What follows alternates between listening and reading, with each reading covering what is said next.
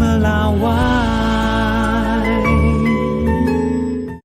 Kita lihat berita lainnya, saudara. Jemaah Haji Indonesia gelombang 2 mulai dipulangkan secara bertahap ke tanah air melalui Bandara Amir Muhammad bin Abdul Aziz, Madinah, Arab Saudi.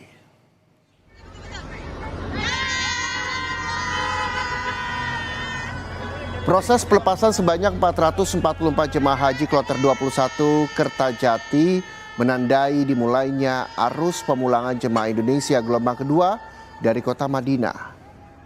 Proses pemulangan jemaah menuju tanah air dikawal ketat petugas haji, mulai dari hotel pemondokan hingga proses keberangkatan menuju Bandara Amir Muhammad bin Abdul Aziz, Madinah.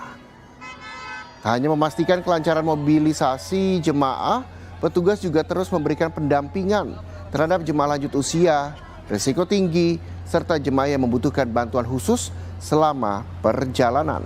Baik Ibu, silakan. Ya.